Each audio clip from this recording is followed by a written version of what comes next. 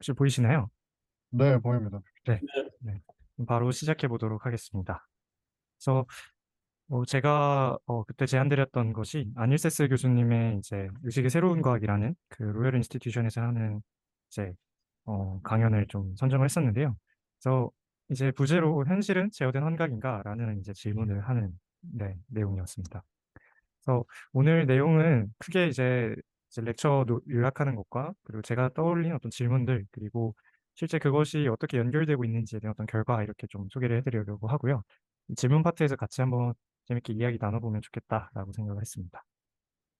그래서 먼저 서머리부터 혹시 어, 정확하게 이해를 못하실 수도 있고 그리고 영상만으로는 실제로 이해하기는 좀 어려운 부분들이 꽤나 많습니다. 그래서 그런 부분들을 위해서 좀 요약을 해보려고 합니다. 그래서 먼저 이 강연을 해주셨던 분에 대해서 좀 소개를 드리려고 해요. 그래서 아닐 쿠마르세스라고 하는 교수님이시고요. 이분이 이제 현대적인 의식과학을 거의 주도적으로 이끌어 오신 분이라고 보시면 될 것 같습니다. 그래서 지금 서식스 유니버시티라는 곳에서 인지 및 계산 신경과학, 뭐 계산 뇌과학 이런 부분에서 교수님으로 계시고요. 그리고 의식을 연구하는 세계적인 연구소가 여러 곳이 있습니다. 대표적으로 이제 저 서식스 대학교에 있는 세클러 센터라는 곳이 있고요. 그리고 또 모나시 유니버시티에서 하는 모나시 센터가 있습니다. 그래서 의식을 연구하는 가장 큰 그 센터 중에 이게 하나인 영국에 소재하고 있는 이 세클러 센터의 코디렉터이시기도 하시고요. 그리고 또 마찬가지로 인공지능이 이제 요새 핫하잖아요. 인공지능을 사실 20년 전부터 후원을 하고 펀딩을 했던 재단이 있습니다. 그것이 이제 캐나다 재단이거든요. 그래서 캐나다 고등연구원이라고 하는 CFAR이라고 하는 재단이 있습니다.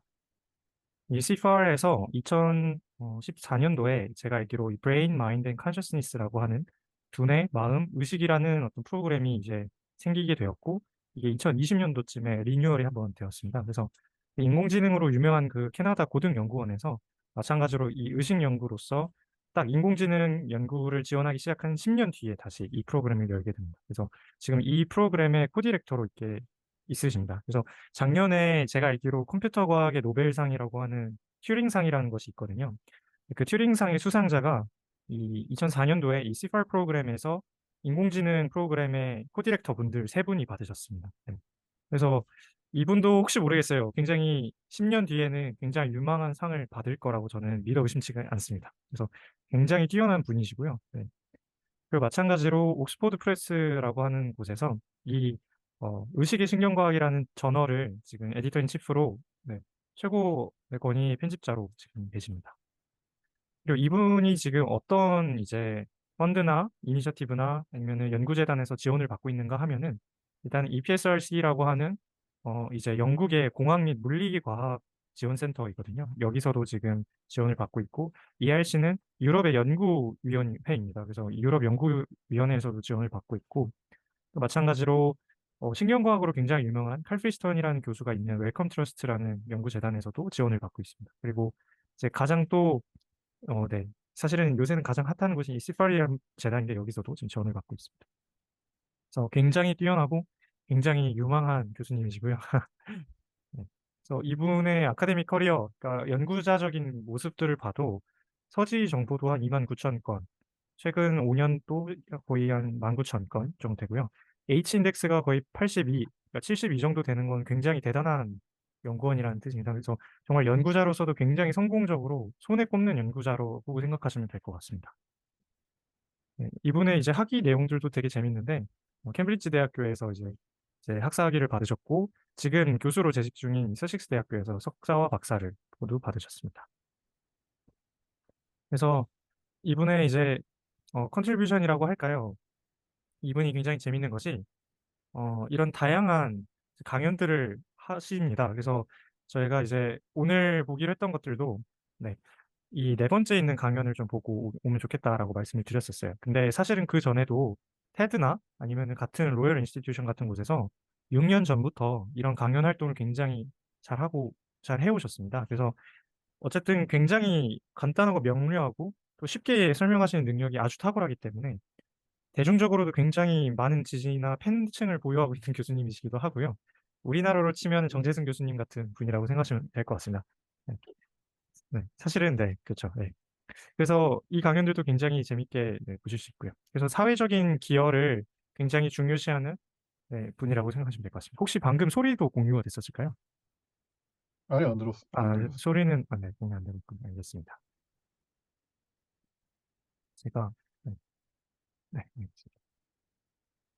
그래서 그 외에도 이제 교수님께서 자기 자신의 이제 사이트도 운영하고 계세요. 거기서 자기가 쓴 책이나 어떤 기사들이나 아니면 자기 운영하고 있는 블로그 같은 것들도 이렇게 공유를 하고 계신데 굉장히 재밌습니다. 그래서 만약에 가능하시다면은 한번 둘러보셔도 좀 재밌을 것 같습니다. 어쨌든 이 교수님께서 굉장히 사회적인 기여를 굉장히 중요시한다는 거를 네 알고 계시면 참 재밌을 것 같습니다.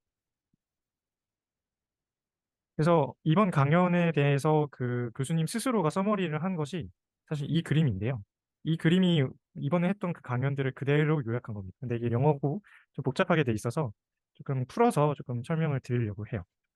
먼저 강연을 시작하실 때 한 두 가지 정도의 훅을 준비를 하셨습니다. 그래서 첫 번째는 이제 "Am I a same person that I was?"라는 질문을 하시면서 "나는 5분 전에 나와 같은 사람인가? 나는 1 시간 전에 나와 같은 사람인가? 나는 어제 나와 같은 사람인가?" 이런 나에 대한 어떤 자아에 대한 자기에 대한 질문을 하시게 됩니다. 그러면서 이제 서로 다른 두 사진이 이렇게 변화하면서 실제로 그 변화를 우리가 못 알아차리는 그 실험을 간단히 보여주시는데요.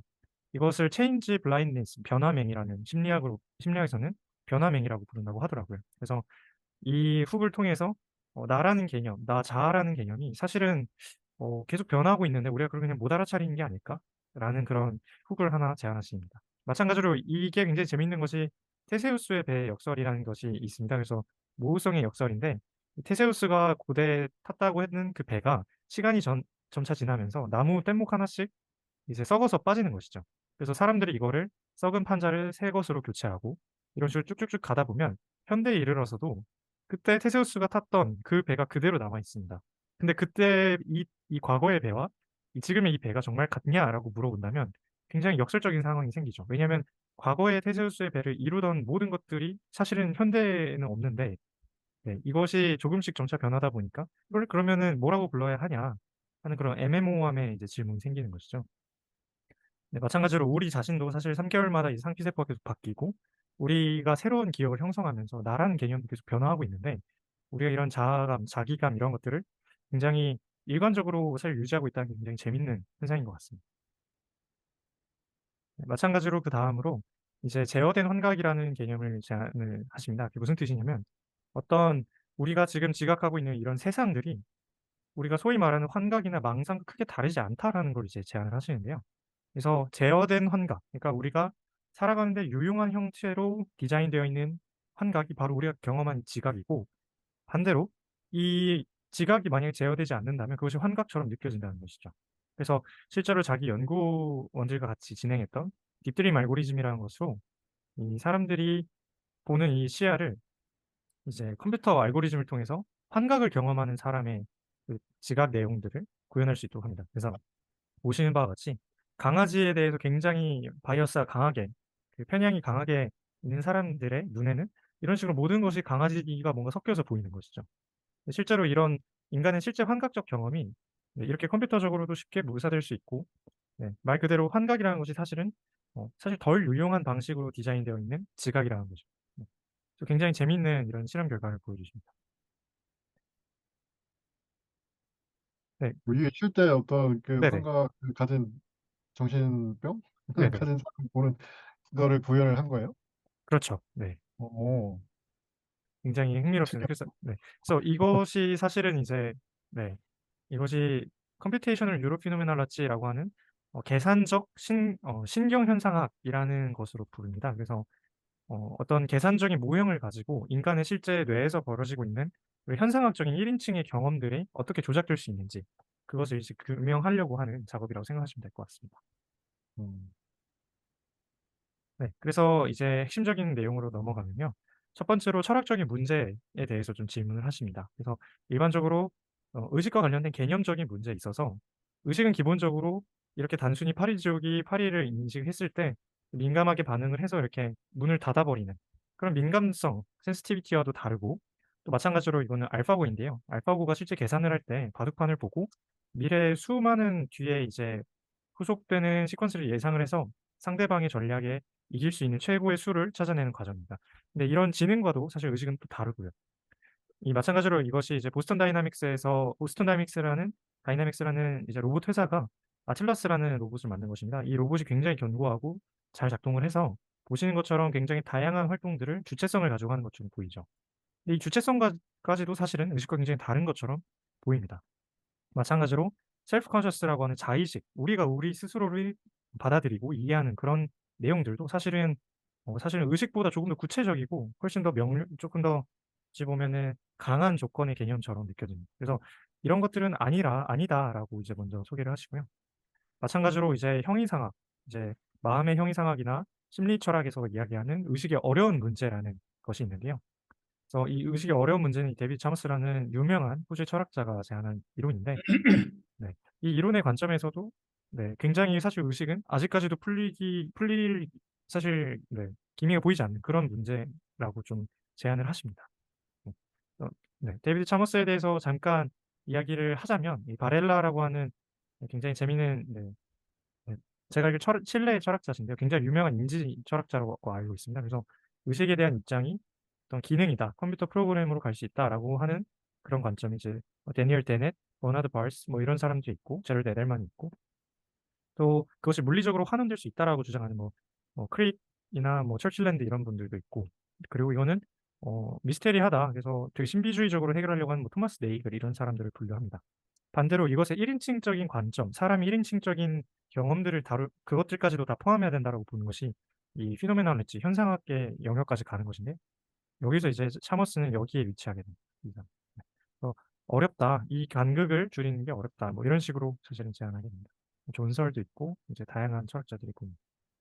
어쨌든 의식을 철학적으로 규명하고 이것을 정말 그 철학의 수많은 난제들을 해결해 가면서 의식을 다루려고 하니 너무 어렵고 불필요할 수도 있겠다라는 것이 아닐세스 교수님의 주장인데요. 그래서 우리가 의식에 대해서 과학적으로 접근하기 위해서는 의식의 어려운 문제라는 철학적인 콘텍스트, 철학적인 맥락에서 다루는 것이 아니라 과학의 영역에서 다루어야 된다라고 제안을 하십니다. 예를 들면 우리가 과거에는 '생명체의 생명이란 무엇인가.'라는 것에 대해서 굉장히 어렵다라고 생각을 했고 실제 안 풀릴 거라고 생각을 했었습니다. 그래서 수많은 철학자들이 접근을 했었고 수많은 난제들을 또 해결했는데, 결국에 그 '생명이란 무엇인가.'라는 질문을 해결한 방식과 그 계기는 사실 그것에 대한 과학적 접근법이었거든요. 그래서 생명을 실제로 실험을 통해서 네, 뭔가 올바른 사실들을 찾아내고 하면서 생명과학을 만들고, 그러면서 '생명이란 무엇인가.'에 대해서 체계적으로 또 명확히 규명하는 작업들이 이루어졌다라고 제안을 하십니다. 그래서 우리도 이게 사실 생명과 유사한 문제이다라고 생각을 하면 의식이 그렇게 철학적으로 결코 어렵지 않고 우리가 충분히 과학적인 관점에서 해결해낼 수 있겠다라고 제안을 하십니다. 그래서 네, 그 의식의 진짜 문제, 현실적인 그런 문제는 그럼 무엇이냐라고 했을 때 네, 1 인칭적인 뭐 주관적 경험, 물리적 경험, 그들이 어떤 관계를 맺냐 이런 철학적인 어려운 그런 복잡한 논의 말고 그냥 우리의 경험, 그 경험들을 어떻게 설명할 수 있고 그것을 어떻게 예측할 수 있고 그것을 어떻게 제어할 수 있는가. 설명과 예측과 제어의 관점에서 이 의식을 다루어야 한다라고 주장을 하십니다. 네. 그래서 이 교수님께서 생각하시는 의식의 내용이 크게 세 가지 있는데요. 첫 번째는 의식의 수준에 대한 것, 두 번째는 의식의 내용에 대한 것, 세 번째는 자기에 대한 것입니다. 셀프에 대한 것인데, 이 세 가지에 대한 것들에 대해서 자기 이론을 설명을 하십니다. 그래서 먼저 의식의 수준이 소위 이제 정신의학이나 신경의학에서 말하는 각성 수준과 다르다라는 점을 지적을 하시는데요. 그래서 보신 것처럼 이 의식의 어떤 각성 정도에 따라서 이런 식으로 코마 상태냐 아니면 식물인간 상태냐 아니면 일반적인 의식이 있는 상태냐 뭐 이런 식으로 분류를 하는데, conscious level은 사실 그것과 또 독립적인 것처럼 작동한다라고 이렇게 보여주시죠. 그래서 일반적인 우리가 깨어 있는 의식적으로 일상생활을 할 때는 이렇게 의식 수준도 높고 각성 수준도 높지만, 반대로 의식 수준이 낮고 각성 수준이 높으면 식물인간 상태 뭐 이런 식 간질 발작에 의한 상태 이런 식으로 이야기를 합니다. 마찬가지로 어 네, 렘슬립 같은 경우는 의식의 수준이 조금 높고 각성 수준도 조금 있는 상태 이런 식으로 표현을 하시죠. 그래서 딥슬립보다는 조금 더 의식의 수준이 높은 것을 이 렘슬립이라고 분류를 합니다. 그래서 이제 또 재밌는 것이 과거 이제 려운기 선생님께서 이제 번역하신 이 파이라는 책도 있는데, 이 줄리우 토노니라는 학자가 통합정보 이론이라는 것을 통해서 의식의 수준을 좀 연구하고 밝혀내려고 하고 있거든요. 그래서 실제로 어떤 단순히 어떤 시스템의 어떤 이제 요소들이 아주 이제 이렇게 국지적으로 연결되어서 이제 작동을 하는 경우 의식이 거의 없고, 마찬가지로 또 완전히 연결돼서 전역적으로 연결돼서 작동을 해도 의식이 없다. 의식의 양이 그렇게 많지 않다라고 주장하는 이론입니다. 그래서 어느 정도는 많이 연결돼 있으면서 어느 정도는 적게 연결돼 있는 그 복잡성, 네, 불균이한 복잡성이 의식의 양을 나타내는 데 굉장히 효과적이다라는 이론인데요. 이 이론에 대해서도 소개를 하시면서 의식의 수준에 대해서는 아직 갈 길이 좀 있는 것 같다라고 이야기를 하십니다. 네. 그다음에 의식의 내용에 대해서 또 재미있는 이야기 해 주시는데요. 의식의 내용과 관련해서 이 아닐세스 교수님의 이론은 우리가 경험하는 이 내용들은 우리의 두뇌가 우리의 두뇌가 외부 세상에 대해서 가장 그럴듯한 예측을 한 그 결과일 뿐이다라고 주장을 하십니다. 그래서 그 예시로 한 가지 실험을 이렇게 갖고 오시는데요. 여기 십자가를 한번 쭉 보시고 이 빙글빙글 돌아가는 것을 한번 쭉 보시면은, 네, 이게 원래는 밖의 배경처럼 회색이어야 하는데 실제로 그 빈 공간이 초록색 반점이 보이게 됩니다. 초록색 반점이 보이시나요? 그러네요. 네. 재밌죠? 네. 예. 초록색 반점이 보인다. 이게 어떻게 된 것이냐면, 이게 바로 우리가 경험하는 이 내용 자체가 우리가 예측을 한 거다라고 하는 것인데요. 왜냐하면 여기서는 원래 회색을 봐야 합니다. 없기 때문이죠. 근데 우리가 여기서 초록색을 본다는 것은, 네, 우리가 예측을 하기 때문인데요. 그게 무슨 뜻이냐면, 원래 이 마젠타색의 어떤 이 동그라미는 원래 마젠타라는 색깔 자체가 빨간색과 파란색이 합쳐진 색입니다. 빨간색과 파란색이 합쳐져 있어요. 근데 우리가 이것이 원래 없다라고 해야 되는데, 이것이 없다라고 했을 때 원래는 안 보이는 게 맞죠. 근데 이게 없는 것과 있는 것의 평균으로 보게 되는 겁니다. 왜냐하면은 없을 수도 있고 있을 수도 있는 그 중간 단계로 보는 거예요. 그래서 그 예측의 내용이 마젠타가 빨강 더하기 파란색이니까 그 중간의 색인 초록색으로 느끼는 겁니다. 네, 이게 그래서 아예 없어서 실제로 이 회색을 경험하는 것이 아니라 얘가 없을 수도 있고 있을 수도 있는 그 확률이 반반이 되면서, 이 없을 때는 회색이, 그러니까 아무 색이 안 보이겠죠. 근데 만약에 50%의 확률로 또 있으면은 이 빨간색과 파란색이 반반의 확률로 보이게 될 테니 그 가운데 색인 이 초록색으로 봐야겠다라는 것입니다. 네. 그래서 이것이 바로 우리가 이 경험하는 이 의식의 내용 자체가 우리가 예측한 내용이라는 것이죠. 외부 세상의 어떤 실제적인 내용이 아니라 실제 이 외부 세상에 대해서 예측한 최고의 예측 내용 그 자체라는 겁니다. 그래서 여기서 핵심적인 것은 우리가 밖에 있는 것을 안으로 우리가 직접 이제 이렇게 사과가 있다고 했을 때 이 사과를 뇌로 갖고 와서 보는 그 과정이 지각이라기보다는 사실은 그 반대 방향의 우리 뇌가 이 사과를 생성해내는 그것이 훨씬 더 강력하다는 것이죠. 그래서 우리가 외부 세상을 예측하는 그 예측의 내용이 우리가 실제로 받아들이는 그 정보보다 더 크게 작동한다는 것입니다. 그래서 밖에서 안으로 보다는 안에서 밖이 어 네, 훨씬 더 중요하다라고 주장을 하십니다. 이런 관점에서 우리가 경험하는 의식의 내용이 바로 판각이라고 이야기할 수 있다는 것이죠. 왜냐하면은 외부 세상에 있는 내용을 그대로 만드는 게 아니라 우리 뇌에서 유용한 부분만 걸러내서 가장 좋은 프리딕션을 그냥 만드는 것이기 때문입니다. 예측을 그냥 만드는 것이. 마찬가지로 우리 셀프에 대한, 자기에 대한 것을 설명하시는데요. 우리 스스로가 우리의 자아 정체성에 있어서 그것이 어떤 지각을 수행하고 그것을 통해서 세상을 이해하고 그 세상을 이해한 것을 바탕으로 또 감각을 하고, 이런 룹이 아니라 결국에는 우리가 어떤 퍼셉션을 하는 세상의 일부로서의 나라는 것입니다. 그 예시가 바로 이 고무손 실험인데요. 보시는 바와 같이 이 고무손과 내 손을 동일한 자극을 주면서 이제 어떤 예측에 있어서 잘못된 예측을 일부러 우리가 만들어내면 우리는 우리 몸의 자기에 대한 인식 자체가 잘못될 수도 있습니다. 이게 의미하는 거는 우리 스스로가 자아 정체성에는 자기가 있다기보다는 우리가 세상에 있는 내용들을 바탕으로 우리의 자기성을 사실 계속해서 예측해낸다는 것이거든요. 네. 보시는 바와 같이 이런 식으로 자기 손을 찌르는 게 아닌데도 포크로 찌르면 사람들이 깜짝 놀랍니다. 네. 굉장히 재밌는 실험입니다. 그래서 어쨌든 이 자기감을 느끼는 것, 나라는 걸 느끼는 것도 사실은 추론 그리고 예측의 일부라는 것이죠. 네, 마찬가지로 네, 어떤 표현을 쓰시냐면 우리가 밖에 외부에 있는 내용들을 우리가 감각을 통해서 이해하는 것을 외부 소형 감각이라고 하고요. 그래서 이렇게 외부에 있는 어떤 색을 인지한다거나 사물을 인지한다거나 그런 것들은 외부 소형 감각이라고 표현을 합니다. 네. 또 고유 소형 감각이라고 하는 것은 우리 몸의 위치를 근육과 힘줄의 어떤 관계로 이렇게 추정을 하는 것인데요. 또 마지막으로 내부 수용 감각이라는 것은 우리의 내장으로부터 받은 신호를 가지고 우리의 몸의 상태를 추정하는 것입니다. 그랬을 때 이 외부 수용 감각은 우리가 바깥에 대한 어떤 지각적인 경험을 형성하는 데 그 이제 그 메커니즘이 되고, 이 우리 장기에 대한 경험과 우리 몸에 대한 경험이야말로 우리가 이렇게 나라는 개념, 나라는 물체 안에서 내가 살고 있다, 내가 이런 주관적 경험을 하고 있다라는 그 체화된 경험을 만들어내는 원리가 된다라고 주장을 하십니다. 그래서 이 외부 수용 감각을 가지고 외부 환경에 대해서 그럴듯한 예측을 우리가 만들어내는 것, 그것이 바로 지각이고요. 마찬가지로 우리 몸에 대해서도 그 예측을 만들어내는데, 우리 몸의 상태에 대해서 만들어내는 그 예측의 내용이야말로 바로 우리가 느끼는 우리 몸의, 우리 나의 느낌이라는 거죠. 네. 그래서 네. 그래서 이 네. 그래서 이런 식으로 지금 내용이 진행이 됐고요. 그래서 네. 안일체스 교수님의 내용이 정리가 되었습니다. 그래서 처음에는 이렇게 변화맹을 통해서 나라는 개념이 정말로 있는가?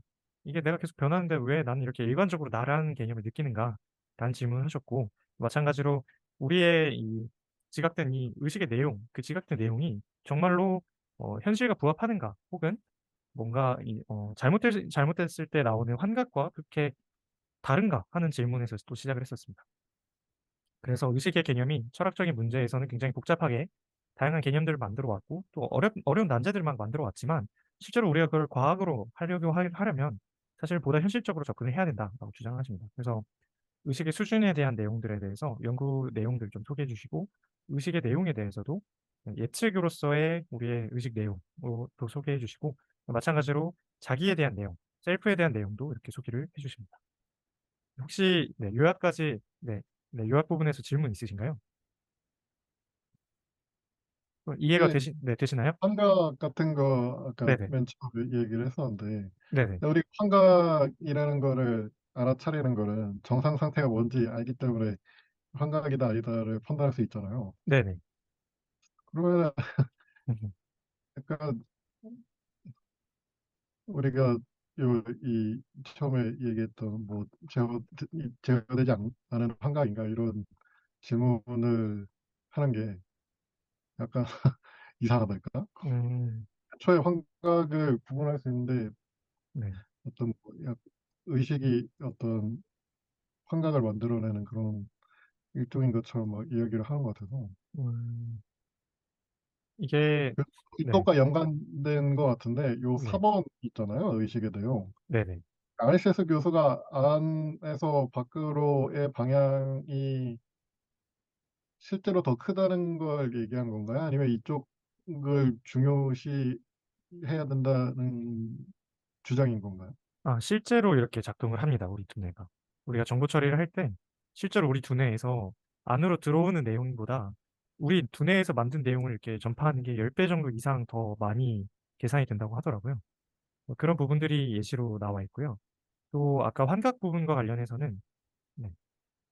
이 환각 부분과 관련해서는 저도 이게 처음에 봤을 때는 그냥 단순히 이게 뭔가 눈요기 혹은 이제 뭔가 재밌게 보여주기 위해서 만든 걸로만 이해를 했었어요. 근데 제가 조금 더 알아보니까 이 교수님께서 LSD도 해 보셨다고 하시더라고요. LSD는 정말 유명한 환각성 마약이거든요. 근데 그걸 어떻게 허가를 받아서 이 의식 연구에 있어서 LSD를 해 봤는데, 정말로 이런 환각적 경험이 이런 식으로 뭔가 우리가 충분히 뭔가 구현해 볼 수 있겠다라고 제안을 하시더라고요. 그래서 실제 환각을 경험해 보셨기 때문에 한번 이 느낌을 살려서 한번 해 보신 게 아닌가 싶습니다.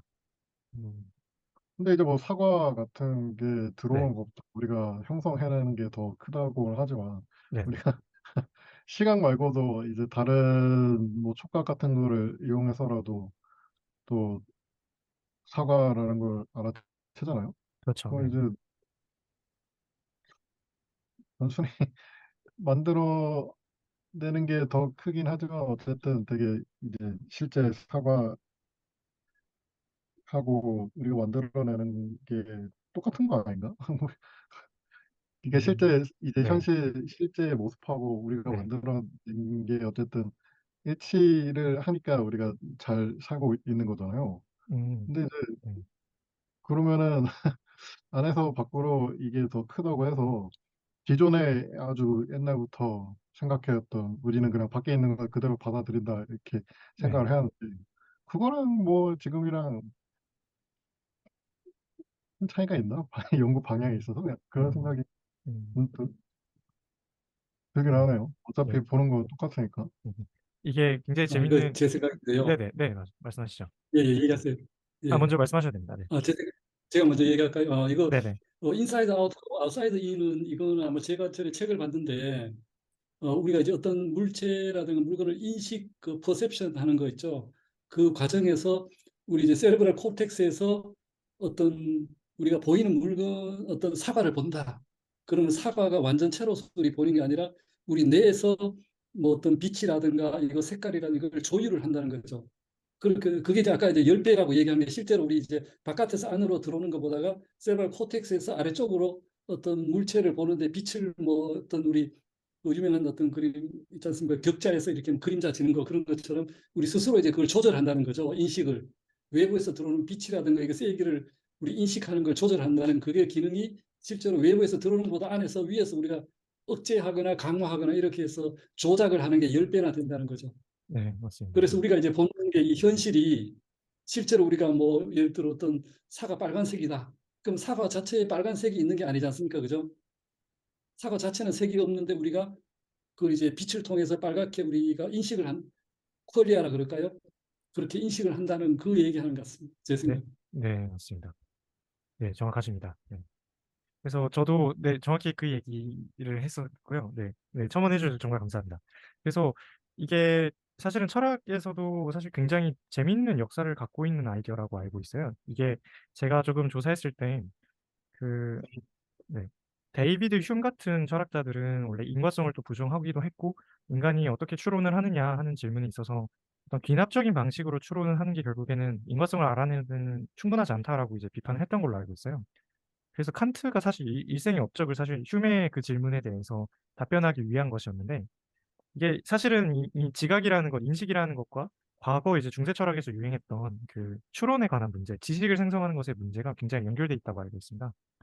그래서 사실 칸트가 자신의 그런 초원론적 관념론이라고 할까요? 그 관점에서 사실 자기의 이론을 굉장히 좋아하는 이유가, 원래 대부분의 과거 철학자들도 외부에 있는 물체로부터 그냥 지식을 이 뇌가 그 받아온다라고 생각을 했었어요.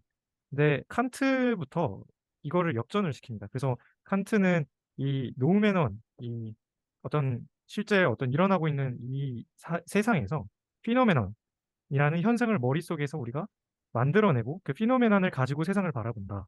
그래서 이것이 원래는 이 빨간색 방향으로 대부분의 중세 철학자들이 또 생각을 했었는데, 칸트만이 사실 이 파란색 방향을 또 생각을 했었고, 그래서 칸트가 자기 스스로를 코페르니쿠스적인 혁명을 일으켰다라고 자화자찬했다고 알고 있습니다. 그래서 네, 이것이 그래서 실제로 칸트의 사실 아이디어까지도 내려간다 하면 내려갈 수도 있는 개념인 것 같아요. 네, 굉장히 재밌는 역사를 갖고 있는 것 같습니다. 그래서 참 묘하긴 네, 하죠. 지금 이런 식으로 설명하는 건 사실은 네, 아리스토텔레스 이 사람이 새로운 개념이 아니라 그렇죠. 네, 벌써 지금 얘기하신 거 칸트 그렇죠. 1700년대 그때 벌써 이제 우리가 보는 그렇죠. 실체를 철학적으로 뭐 어떤 그런 물 자체라 그러나요? 네, 그걸 맞습니다. 보는 게 아니라 그렇죠. 내가 만들어서 본다는 거죠. 네, 이런 맞습니다. 아닐세스 지금 개념이 뭐 환각을 본다 그런 그 환각이란 말로 표현하니까 좀 새로운 것 같은데 이 네, 개념 자체는 벌써 몇백 년 된 그런 그렇죠. 철학에서 내려오는 그 전통이라는 칸트에서 뜻입니다. 시작한 게 아니라 네, 맞습니다. 저는 그래서 사실 저는 이제 분석 철학을 하다 보니까 칸트의 형이상이나 인식론 이런 거를 거의 인용을 안 하거든요. 이제 오히려 분석 철학자들은 요 빨간색 부분을 기본 음, 상식으로 받아들이고 생각을 해가지고 음, 굉장히 놀라운 내용이었습니다. 음. 네, 재밌습니다. 네. 제가 질문이 있는데요. 네네. 예, 그 뭐야 하드 프로그램을 우리가 이 사람이 주장하는 거를 제껴놓고 그쵸. 그죠? 우리 이제 네. 뭐 이 사람 얘기는 리얼 프로그램으로 설명하고 예측하고 제어하자 이렇게 얘기하는데 네. 이거를 우리가 이제 의식의 문제에 있어서 그 하드 프로그램의 가장 근본적인 어떤 그런 뭐 물질과 정신이랄까요? 물질과 마음이랄까 어떤 그런 어떤 분기점이 되는 게 어떤 하드 프로그램인데 맞습니다. 그걸 제껴놓고 뭐 현실적으로 우리 나가자 이러면은 조금 뭐랄까 어려운 내가 모르는 거 그냥 묻어두고 우리 쉬운 거 그냥 우리 아는 것만 하자 이런 좀 문제를 외면하는 건 아닌가요? 혹시 구체적으로 어떻게 이분이 어떤 설명하는 요지가 뭔지 그걸 네네. 제껴놓고 어떻게 우리가 그걸 해결할까 이런 걸 좀 추가적으로 네, 정말 좋은 혹시 지적이신 것 설명할 수 같습니다. 있나요? 네, 제가 답변을 좀 드릴 수 있을 것 같은데요. 정말 좋은 지적이신 것 같아요. 그래서 제가 이것에 관련해서 저도 처음에는 좀 적지 않은 충격을 받았었거든요. 왜냐하면 심리 철학을 이 한국 의식과학 학술회에서 공부를 같이 하면서 정말 많이 했던 논의들을 사실 크게 관여하지 않는 듯한 모습이 보여요. 근데 제가 조금 더 찾아보니 일단 그렇게 하는 요지가 있는 것 같습니다. 그 대표적인 것이 비트겐슈타인의 이야기를 조금 갖고 옵니다. 그게 무슨 뜻이냐면 비트겐슈타인이 이런 말을 했다라고 하더라고요. "우리가 보이는 것과 그것이 실제로 있는 것은 다르다."라고 이야기를 했다고 하더라고요. 그래서 우리가 과거에 생명과학에서 '생명이란 무엇인가.'라는 질문을 했을 때 '그것을 어떻게 해결했나.'라고 하는 그 과학의 역사를 돌이켜 보니 사실 당시에 생각했던 그 생명은 사실은 어찌 보면 어떤 뭔가 눈에 보이지 않는 다른 에너지라든가 뭔가 굉장히 어찌 보면은 철학적으로는 상상은 가능하지만 어찌 보면 과학적으로는 말이 안 되는 그런 개념들이나 이론들이 많았던 것이죠. 그래서 사실 그 '생명이란 무엇인가.'라는 것의 질문에 대해서 생명과학이 충분히 좋은 답을 만들고 했던 과정에서 사실은 생명의 본질에 대한 문제보다는 그 생명을 어떻게 설명하고 어떻게 예측하고 어떻게 제어하는지를 하다 보니 정말 그 생명의 본질을 더 잘 알게 되었다라고 사실은 이야기를 하시는 겁니다. 그래서 우리가 의식에 대해서 다루지도 않고 그것을 예측하거나 제어하려고 하지 않으면서 그것에 대해서 형이상학적인 문제를 다루려고 하는 것 자체가 사실은 우리가 보이는 것만 가지고 이야기를 시작하는 거기 때문에 우리는 보이는 것도 보이는 거지만 그것이 실제로 어떻게 작동하는지를 가지고 같이 과학을 해야 된다라고 제안을 하시는 것 같습니다. 네. 혹시 답변이 네. 됐을까요? 네. 예, 저도 이거를 이제 깊이 좀 생각을 했었는데, 네네. 우리가 예를 들어서 이제 뭐 예를 들어 생명이라고 아까 말씀하셨는데, 우리 생명이라고 얘기하면 우리 본질적으로 우리가 생명이다. 그 사실 우리가 모르지 않습니까? 그죠? 음. 생명의 본질이 뭐냐? 우리가 쉽게 얘기를 할 수 없잖아. 그죠? 근데 우리 단지 네. 이제 어떤 네. 예를 들어 생명이 박테리아다. 그러면 이게 뭐 어떤 조건에서 살고 어떤 조건에서는 병을 일으키고 어떤 뭐 우리 항생제를 주니까 죽더라. 뭐 이런 거로 해서 우리가 이제 실제 현실 사회에서 현실 생활에서 아니면 의학적으로 우리가 이걸 이용하는데 유용한 목적으로는 우리 충분히 잘 다룰 수 있다. 그거 하고 우리가 실제로 뭐 박테리아를 안다. 그 생명 자체를 안다 하고는 좀 거리가 있는 것 같아요. 그래서 하드 프로그램 자체는 우리가 아무리 얘기를 해도 뭐 이거 어떤 뭐 예를 들어 우주의 기원이 뭐냐, 이 뭐 우리 존재 자체가 뭐냐 이런 어떤 거대한 이런 우리 인간이 지금 현 상태에서는 답변할 수 없는 근본적인 물음을 제껴두고 이제 의식이라는 문제에 대해서 우리가 현실적으로 이걸 어떻게 이용하느냐, 뭐 우리 어떤 의학적으로 뭐 어떻게 이용할 거냐 이런 거에 대해서 좀 집중하자 이런 제안이 아닐까 저는 그렇습니다. 아 네. 좋은 의견 감사합니다. 저도 처음에는 그렇게 생각을 좀 했었던 것 같은데요. 근데 저는 다만 조금 다른 주장인 것 같습니다. 왜냐하면 방금 말씀해 주셨던 내용은 사실 생명과학이라기보다는 생명공학에 가까운 것 같습니다. 실제로 생명과학에서 하는 내용들은 실제로 생명이라고 우리가 부를 수 있는 것에 대해서 조건을 얼추 잡습니다. 그게 무슨 뜻이냐면 대학교에서 배우는 생명과학 교과서 제일 첫 본문에 "왜 박테리아는 생물도 아니고 무생물도 아닌가? 그 중간에 있는 것인가?"라는 질문에 대해서 엄청나게 깊게 다루는데요. 사실은 생명을 이제 정의하는 조건을 사실 생명과학자들이 많이 찾아 놨습니다.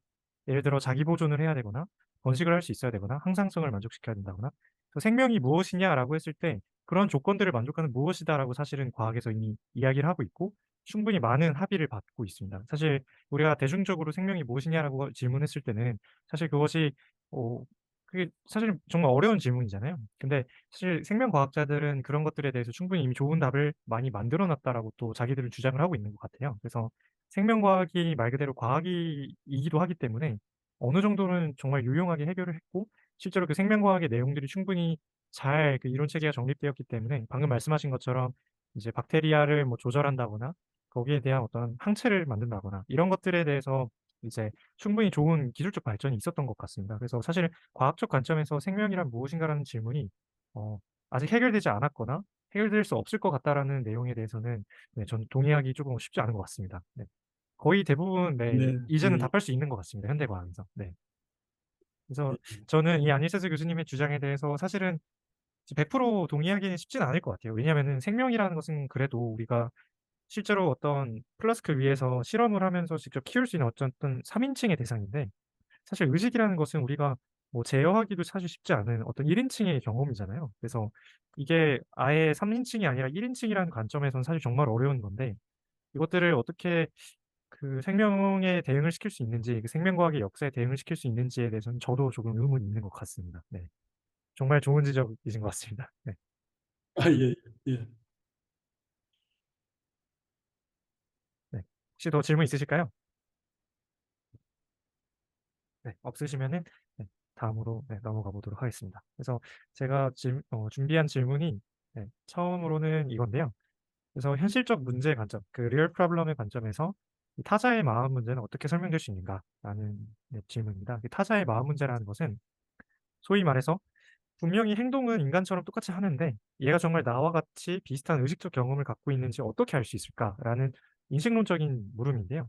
그래서 나뿐만이 아니라 요새 뜨고 있는 이런 챗GPT나 뭐 라마나 바드 같은 인공지능 챗봇 프로그램이 의식이 있는지, 의식적 경험을 하는지에 대해서 우리가 어떻게 알 수 있고 어떻게 대답할 수 있는가 하는 질문입니다. 그래서 이 아닐세스 교수님이 정립해 놓은 이 리얼 프로블럼과 그것의 관점에서 만들어진 이론들을 가지고 우리가 어떻게 이런 어떤 다른 대상이 우리와 같이 1인칭적인 의식적 경험을 갖고 있는지 설명할 수 있는가 하는 질문이 들었습니다. 혹시 어떻게 생각하시나요?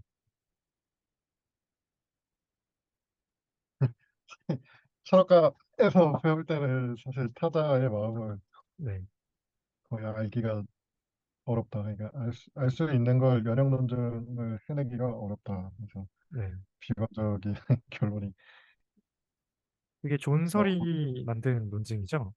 대표적인 것이 존설의 수업 때 네. 들은 거에 네, 이게 네이글을 네. 얘기를 하더라고요. 네이글 같은 사람은 타인의 마음을 우리가 알 수가 없다 이렇게 생각을 음. 한다고 하더라고요. 음.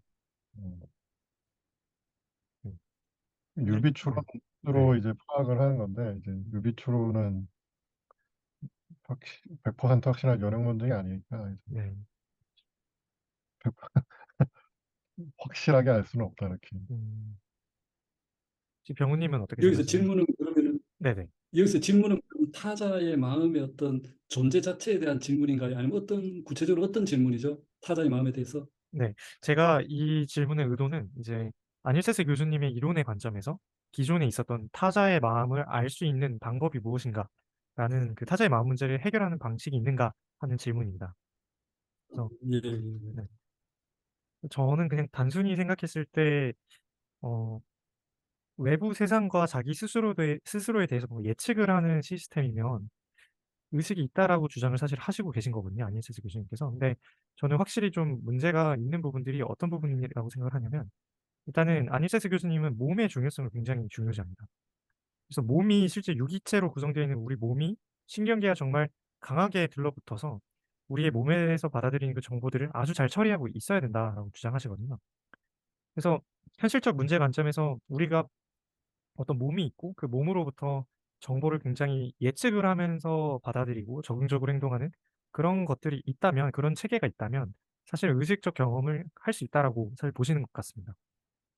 그런 관점에서는 사실 챗GPT나 뭐 바드 같은 인공지능 챗봇 프로그램은 사실은 마음을 가질 수 없는 것이죠. 왜냐하면 제 생각에는 결국엔 소프트웨어고 컴퓨터라는 어떤 보편적인 계산 장치 위에서 가상적으로 그냥 돌아가고 있는 계산 과정에 불과하기 때문에 이게 진짜 그 유기체적으로 연결되어 있는 끈끈하게 연결되어 있는 그런 몸을 갖고 있다라고 볼 수는 없거든요. 그래서 그런 관점에서 아무리 똑똑하고 적응적으로 행동하는 챗GPT나 바드 뭐 라마 같은 이제 챗봇 알고리즘들도 결국에는 마음은 없는 게 아닌가 하는 질문이 듭니다. 반대로 몸을 갖고 있고 충분히 외부 세상과 자기 스스로에 대해서 좋은 정보를 예측해내는 그런 시스템이 갖추어져 있는 네, 그런 체계가 있는 시스템은 네, 의식적 경험을 갖고 마음이 있다라고 할 수 있지 않을까라는 생각이 들었습니다. 맞는 생각일까요? 어, 네네. 제 생각은 네네. 음, 어떤 일단 이제 그 생명체 안에서 의식이 그 여기 아닐세스 이분 같은 우리 이제 몸이 있기 때문에 몸이란 건 어떤 유기체적인 생명체 안에서 의식이 생긴다고 봤을 때 어떤 그 가장 중요한 의식은 제 생각에는 하드 프로그램이라고 보죠. 이게 퀄리아라 그러나요? 어떤 물질에서 우리가 사람 인간이라든가 유기물 안에 들어왔을 때 이게 네. 어떤 그 경험으로써. 컨셔스니스가 네. 생기는 거 있죠. 네네. 그래서 물질에서 어떤 정신이 발생한다 그럴까요? 그 과정이 있죠. 그게 이제 네네. 우리가 모르는 문제 하드 프로그램인데 이 하드 프로그램을 해결해서 이 문제를 예를 들어 챗GPT라든가 인공지능에 주입하면은 뭐 예를 들어 이제 기계 같으면은 자기 뭐 배터리가 다 떨어져 간다. 그러면 배고픈 것을 느끼고 뭐 아니면 자기 뭐 어떤 그 문제가 생겼을 때 이거를 뭐 통증으로 느낀다든가 그 우리 유기체하고는 또 다른 어떤 의식이 있을 수는 그 우리가 이제 하드 프로블럼을 해결해서 그걸 기계에 주입했을 때는 있을 수 있겠다. 저는 그런 생각은 들어요. 근데 지금 하드 프로그램을 해결을 못했기 때문에 이 기계에 그 하드 프로그램을 해결할 수 있는 걸 어떤 그 입력을 못했기 때문에 기계가 어떤 뭐 의식을 가진다거나 이렇게 할 수는 없는데 또 한번 생각해 보면은 어차피 사람이 갖고 있는 것도 환각이다. 그러면 챗 GPT한테 환각을 주입해가 너가 의식이 있는 것처럼 있다고 어떤 믿도록 만들도록 프로그램을 하는 거죠. 그러면은 자기가 환각 속에서 나는 의식이 있다 이렇게 얘기를 할 수 있지 않을까. 음, 그랬을 때 우리가 인간이 알 수는 없다. 저는 그런 생각을 해봅니다. 네, 좋은 생각이신 것 같습니다. 저는 다만 그 방금 말씀하신 그 퀄리아라는 것이 이 아닐세스 교수님의 관점에서는 예측의 내용이거든요. 아까 잠깐 실험을 했던 것처럼 우리가 보는 그 퀄리아 자체가 사실은 우리가 외부 세상에 대해서 예측한 그 내용 자체라고 네, 주장을 하십니다. 근데 음. 이 내용이 이제 형이상학적으로까지는 해결이 되지는 않는 것 같아요.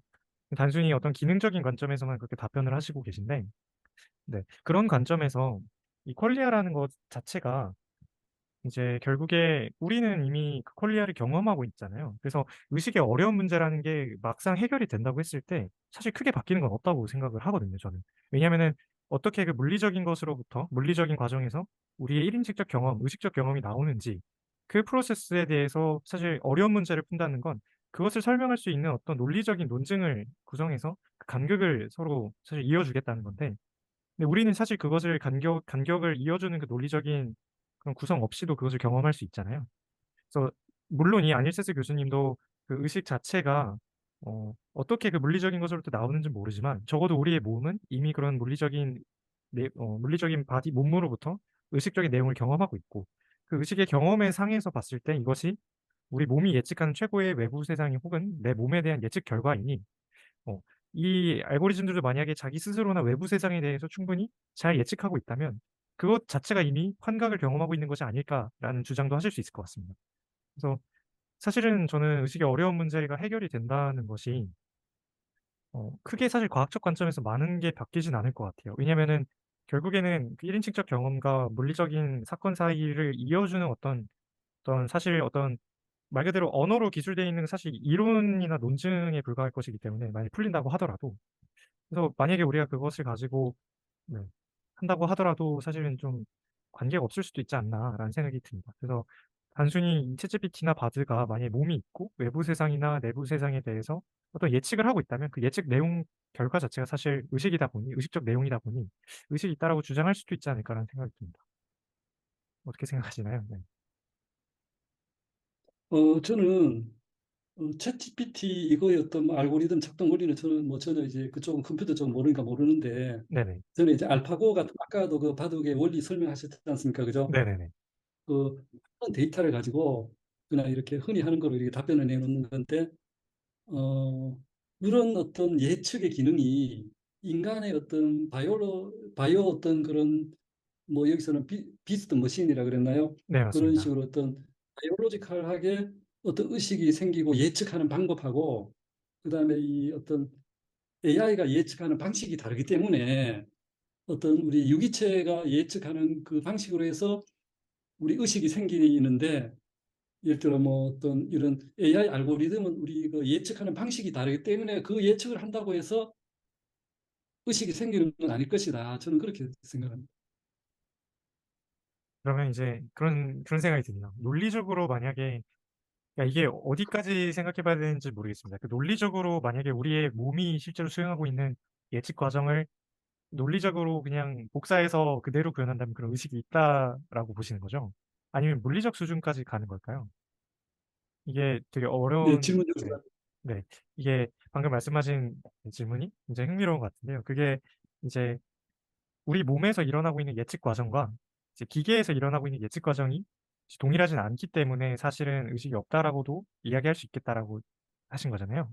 예, 예, 네네. 예, 예, 네, 그래서 이게 재밌는 것이 결국에 인공지능 하시는 분들의 이제 재밌는 이제 시도들인 결국에 우리 몸에서 일어나는 그런 예측 과정들을 어떻게든 잘 본떠서 의식이 있는 기계를 만들려고 하는 것 같습니다. 네. 근데 예, 예. 그렇다고 한다면은 이게 가능한 것인가라는 또 질문이 들어요. 그래서 우리 몸에서 일어난다라는 게 어디까지인지 우리가 컴퓨터로 그것을 구현한다고 하더라도 정말 같은 이제 예측 과정인지 이런 것들이 굉장히 재밌는 연구거리가 될 수 있을 것 같습니다. 예, 굉장히 재밌는 네, 예, 생각인 것 같습니다. 예, 예. 현성님은 어떠신가요? 무슨 얘기하고 있었죠? 네, 지금 챗GPT나 이제 바드 예시로 들면서 병호님께서 이제 기계가 하는 예측 과정이 생명체가 실제 하고 있는 예측 과정과 다르기 때문에 의식이 있다고 보기 어렵지 않을까라고 이야기를 해주셨고요. 저도 그 부분에 대해서 예. 동의를 하고 앞으로 만약에 그렇다면 정말로 우리 몸에서 일어나고 있는 예측 과정을 그대로 기계가 할 수 있게 따라 만든다면 그럼 걔는 의식이 있는 걸까라는 질문을 이제 또 재미있는 상상을 해봤습니다. 네, 어. 근데 이제 막 무슨 생물학에서 이야기하면은 무슨 뭐였지? 게놈 프로젝트인가? 막 이제 네네, 인간의 소액 같은 이야기도 하고 사실 인간도 어떻게든 이제 물리적인 존재인데 거기서 어쨌든 의식이 나온 거잖아요. 근데 그렇죠. 네. 기계도 만약에 복잡하게 굉장히 복잡하게 막 만들어가지고 하면은 뭐 의식이라고 할 수 있을 것 같기도 하고 음, 사실 인간도 무슨 특별한 뭐 그런 존재가 아니잖아요. 다 물리적 조건 하에 있는 건데 아, 좀 어려운 질문인 것 같습니다. 아마 이 질문은 골 앞으로 때리죠. 네, 미디어 클럽을 하면서 계속 다루게 될 내용인데 참 음, 재밌게 생각하시면 좋을 것 같습니다. 그래서 사실은 이 질문은 아주 고전적으로부터 사실 많이 나왔지만 특히나 최근에 이런 기계가 똑똑해지기 시작하면서 네, 이 페이스북의 라마, 구글의 바드, 오픈 AI의 챗GPT 이런 것들이 등장하면서 더 뭔가 각광을 받게 되는 질문인 것 같습니다. 네. 다음 네, 질문으로 넘어가겠습니다. 그래서 두 번째는 그 동물 기계의 관점에서 의식이 도대체 어떠한 진화론적 이점을 지니는가 하는 질문인데요. 아닐세스 음, 교수님이 다른 이제 아티클에서 이 의식과 지능이 많이 다르다라는 부분들을 이렇게 소개해 주셨어요. 그래서 아까 잠시 언급했던 오픈 AI의 GPT라는 것이 사실은 의식 수준이 굉장히 낮다, 인간에 비해서.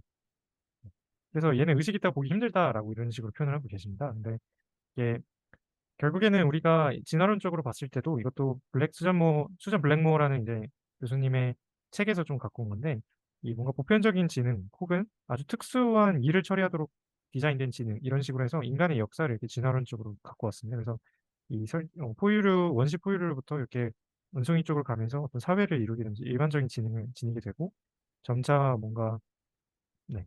점차 자연 환경에서 살아남기 위해서 기술적인 능력이 필요하게 되면서 특정한 어떤 기술들을 습득하게 되는 그런 어, 상태가 되었다가 최근에 이르러서 다시 네, 인지적인 능력이 강화되면서 호모 사피엔스는 이런 식으로 보편적인 지능을 갖고 있다라고 진화론적 관점을 설명하고 있습니다. 그래서 이게 만약 의식이 지능과 정말로 다른 것이라면 도대체 왜 진화론적으로 의식이라는 게 굳이 있어야 하는가? 말 그대로 우리가 그런 것들을 하나도 경험하지 않고 그냥 단순히 생존할 수 있고 번식할 수만 있으면 우리가 굳이 의식 없이도 그냥 반사적인 행동을 통해서 남으면 되는 것이잖아요. 그래서 도대체 의식이 갖고 있는 이점이 무엇이길래 적어도 저는 의식이 있다고 믿거든요. 그래서 여러분들도 각자 스스로 의식이 있다고 믿으시잖아요. 왜 우리 인류는 의식이라는 것을 갖고 있을까? 그게 있어도 도대체 뭐가 좋을까라는 네, 질문을 해보는 것입니다. 그래서 혹시 어떻게 생각하시나요?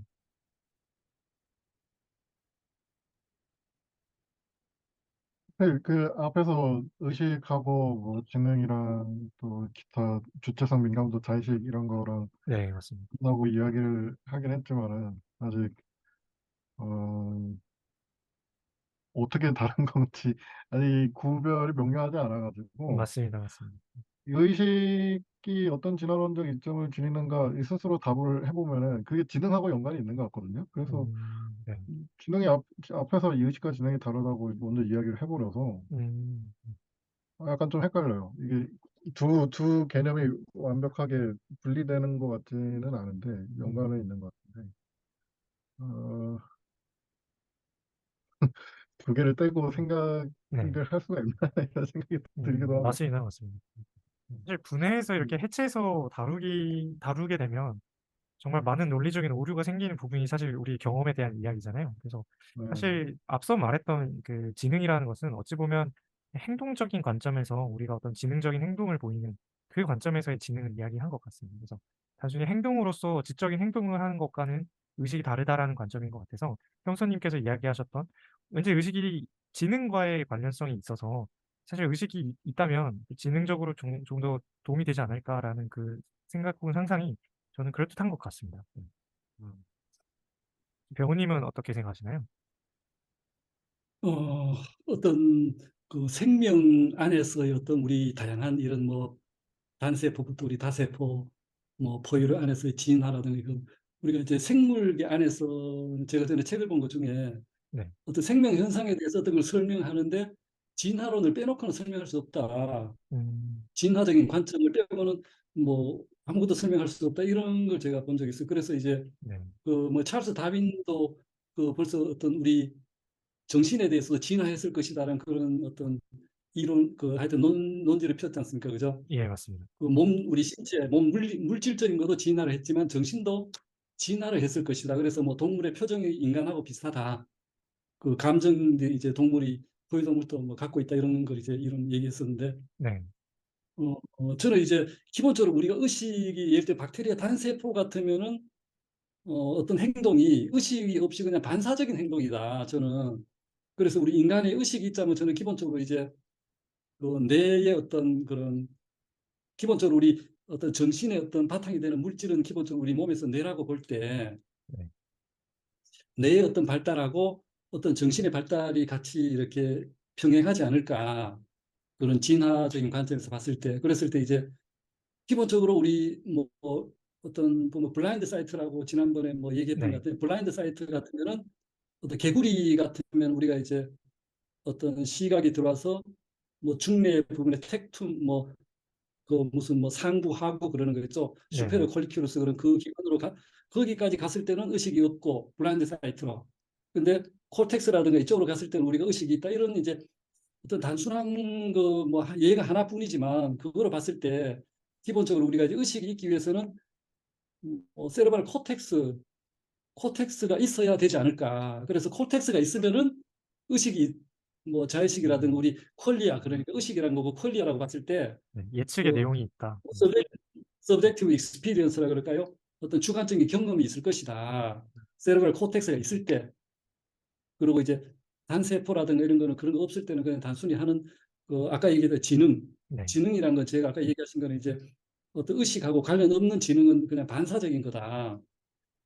리프렉스 그 수준에서 설명할 수 그렇죠. 있지 않을까. 그래서 기본적으로 저는 의식이 있자면은 세벌 그 브레인에서 어떤 그런 물리적인 어떤 구조가 갖춰져야 되는데 그 기본이 콜텍스가 아닐까 저는 그렇게 음. 생각해서 이제 뭐 이렇게 비교 동물 해방 이런 것도 뭐 책을 보려고 그랬는데 잘 못 찾겠더라고요. 그래서 그냥 그 수준에 멎었는데 제 기본적인 생각은 뇌에 어떤 그 미리 장착이 돼야지 의식이 생길 수 있다.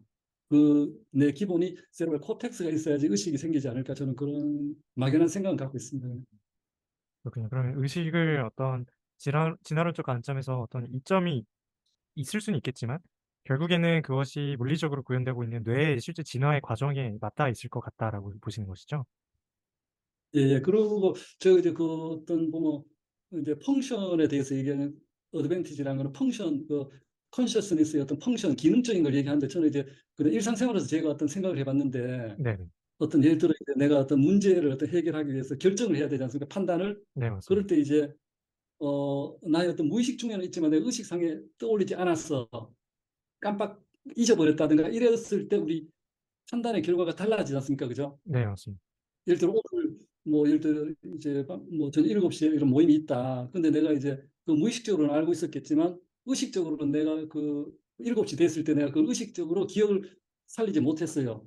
그랬을 때는 내가 이제 여기를 뭐 참석을 못하게 되잖아. 그죠? 네, 맞습니다. 그랬을 때 의식이 있을 때와 의식하고 있을 때와 없을 때의 차이가 그냥 우리 쉽게 일상생활에서도 그렇게 결과가 이제 판단이 음. 다르기 때문에 네. 그게 의식의 기능이 아닐까. 음. 뭐 거창하게 이렇게 얘기하는 것보다도 그 의식이 있을 때와 없을 때의 결과가 달라지기 때문에 의식의 기능은 그런 하나의 기능도 있지 않을까 저는 그렇게 단순하게 그렇게 생각해 봤습니다. 굉장히 과학적인 접근을 하고 계시네요. 네. 굉장히 과학적인 접근이신 것 같습니다. 실제 사례를 가지고 좀 한번 실제로 그것이 왜 필요할지를 좀 추론해 보는 과정인 것 같아서 굉장히 재밌었는데요, 들어보면서. 그리고 이제 실제로 네. 네. 좀비 얘기도 하는데 네네. 실제로 우리가 이제 어떤 그 뭐 리벳 실험 그러고 심리학의 실험 그런 거 있지 않습니까? 근데 네, 맞습니다. 거기서도 이미 내가 이제 마음 먹기 이전에 이미 이제 다 결정이 돼 있다는 거잖아요. 그죠? 그 자유의지라든가 이런 것도 좀 무시당하고 음. 그랬을 때 그거를 좀비가 가능하다고 생각하면 사실 의식이 필요도 없지 않습니까? 그죠? 그렇죠. 네.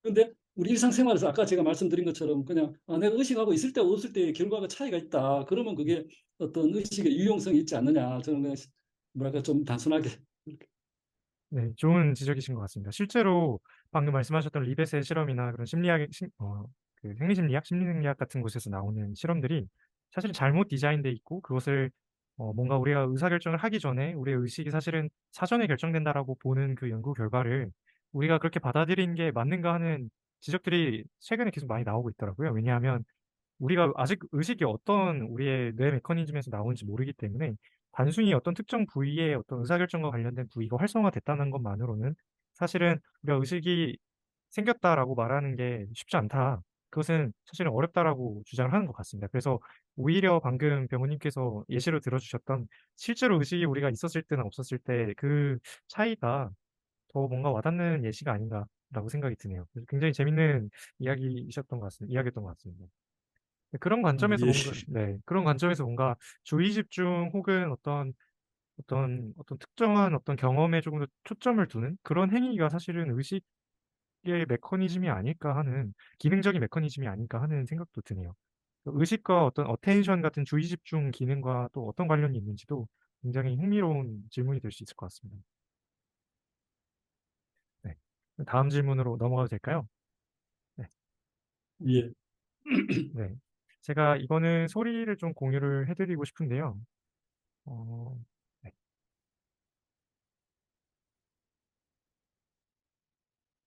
Hans Zimmer's score 혹시 for 소리 들리시나요? Dunkirk starts with the sound of ticking. And that's a common 들려요. 네, 들리시나요? 네. 그러면 네네. 이걸로 네, 한번 보시죠. Hans Zimmer's score for Dunkirk starts with the sound of ticking. And that's a common theme in the legendary composer's work. You can hear it in Interstellar. Hans Zimmer's score for Dunkirk starts with the sound of ticking. And that's a common theme in the legendary composer's work. You can hear it in Interstellar and in Sherlock Holmes. But in Dunkirk, the ticking makes way for an overwhelming orchestra that seems like it's rising higher and higher, but never actually does. It's so tense, it makes you cling to your seat. That is because Zimmer is taking advantage of an auditory illusion caused by something called a Shepard tone. It consists of several tones separated by an octave layered on top of each other. As the tones move up the scale, the highest pitch tone gets quieter, the middle pitch remains loud, and the lowest bass pitch starts to become audible. Because you can always hear at least two tones rising in pitch at the same time, your brain is tricked into perceiving a constant ascending tone. Loop it all together, and it sounds like a piano scale going on for infinity. When the transition between tones is continuous, it's called a Shepard reset glissando, and it can sound really spooky. This can happen in the opposite direction too. You can hear it in the endless stairs in Super Mario 64, and in Pink Floyd. It's like a barber's pole of sound, constantly seeming to rise without actually going anywhere. Put that in a soundtrack, and it creates the sound of rising tension that carries the screenplay forward. Christopher Nolan loves this illusion. You can hear it in the Batpod sound effect in the last two Dark Knight films, and in the music of The Prestige, composed by David Julian.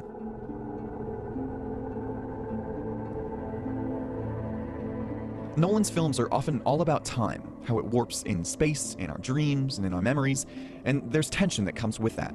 An illusion like this makes that tension palpable. All it takes is clever sound design. I just want to give a shout out to Jason Garros. 네, 그래서 재밌게 보셨나요? 그래서 보시는 바와 같이 어떤 우리의 퀄리아 자체, 우리가 경험하는 그 주관적인 내용 자체가 바로 예측의 결과잖아요. 그래서 이 아닐세스 교수님에 의하면 그 예측, 그래서 가장 그럴듯한 예측을 우리가 경험한다라고 주장하시는데, 그런 그 예측적인 이론의 관점에서 우리가 정말로 우리가 경험하는 내용을 예측할 수 있는가 하는 주장을 할 수 있을 것 같습니다. 근데 실제로 그 예시가 사실 여기 있고요. 한스 치머라는 정말 유명한 작곡가가 이 우리가 무한히 올라가는 계단을 시각적으로는 받아들일 수 있잖아요. 물리적으로는 불가능하지만 이것이 청각에서 동일하게 경험되고 실제 우리가 경험할 때도 무한히 음이 계속 올라가는 것처럼 느껴집니다. 실제로는 똑같은 음이 똑같은 이제 시퀀스가 계속 반복되는 것뿐인데 우리가 경험하기로는 계속 상승하는 것처럼 들리죠. 이게 굉장히 재밌는 것 같습니다. 그래서 이런 관점에서 우리가 이제 인간의 경험의 내용, 그 퀄리아 자체를 디자인할 수도 있지 않나. 우리가 원하는 대로 경험할 수 있도록 뭔가 환경을 디자인할 수 있지 않나라는 생각을 해보았습니다. 그래서 이거는 어찌 보면 질문이라기보다는 이런 예시가 있다. 그래서 이게 실제로 영국에서 정말 유명한 블록버스터급 영화들은 이런 효과들을 이미 사용하고 있다라는 것들이 굉장히 재밌는 것 같아서 갖고 와봤습니다. 혹시 한번 이야기 더 첨언해 주실 분 계신가요? 신기하네요. 네, 신기하죠. 진짜 신기한 것 같습니다. 네, 굉장히 신기합니다. 어, 조금 더 Hans 그러면 다음 Zimmer's 질문으로 넘어가면 마찬가지로 제가 이제 관심 있는 주제 중에 하나가 바로 최면과 세뇌인데요. 이것이 사실은 굉장히 뭐 사이비 과학 혹은 유사과학의 범주로 보실 수도 있는데 사실 저야말로 사실 이공학계에서 이제 배워왔던 이공학도다 보니까 제가 중고등학교 때 최면을 그냥 장난 삼아서 어떻게 책에서 읽어서 친구한테 해봤는데 진짜 되는 거예요. 그래서 이 최면이라는 경험이 유사과학이 아니라 아직 과학의 범주로 우리가 포함시키지 못한 어떤 무언가 물리적 현상이구나라는 생각을 했었습니다. 사실 그 경험이 저에게 너무 충격적으로 다가왔기 때문에 또 이공학으로 온 거기도 하거든요. 이공학계로 온 계기가 되기도 하는데 그런 예측 이론의 관점에서 우리가 경험하는 그 경험 자체가 우리의 몸이 외부 세상 혹은 내 몸의 세상에서 가장 그럴듯한 예측을 그냥 우리가 퀄리아로서 받아들이는 거라면 이 최면과 세뇌도 비슷하게 좀 설명할 수 있지 않을까라는 생각이 듭니다. 그래서 왼쪽은 이제 프랑스의 신경과학자였던 장 마탱 샤코라고 하는 사람이 처음으로 최면 요법을 이제 조금 더 고도화해서 하는 장면을 이제 당대 사람들이 그려놓은 것이고요. 이 오른쪽 같은 경우는 1956년도에 이제 작성이 돼서 2000년 8월 정도 때 이제 해제된 미 CIA의 내부 그 보안 문서입니다. 이게 바로 이제 한국 전쟁에서 중국과 러시아가 미군 파일럿들을 대상으로 브레인워싱을 했다라는 내용인데요. 실제로 이제 전술적인 면에서 이제 포로를 잡아서 그 사람들을 가지고 세뇌를 하는 그런 프로젝트가 굉장히 많았다고 합니다. 그 결과가 이제 정말 다양하게 있는데요. 여기에서 나온 것 같은 경우는 그 공군에 있는 대위 혹은 소령 아니면 아주 높은 대령까지도 우리나라 이제 직급으로 치는 건데요. 그 정도의 높은 사람들의 파일럿들, 이제 초엘리트인 그 사람들이 이제 한국 전쟁이 끝났는데 우리나라 6.25 전쟁이 끝났는데도 불구하고 러시아나 중국으로 망명하겠다고 신청을 한다는 겁니다. 그게 왜 그런 것인가 하고 봤더니 이 사람들이 브레인워싱을 했다라는 건데요. 그리고 중국과 러시아가 브레인워싱을 했던 흔적이 있다는 건데요. 실제로 이것이 군사적으로는 사실 굉장히 많이 쓰이는 네, 이제 사실 프로젝트이기도 합니다. 비인륜적이고 반인륜적이긴 하지만 그래서 예측 이론의 관점으로 이런 것들도 설명할 수 있지 않을까 하는 생각이 듭니다. 혹시 뭐 동의하시나요? 저 세뇌가 거의 안 통했다고 알고 있는데 넘어간 사람이 있다니 이것도 재밌네요. 네, 맞습니다.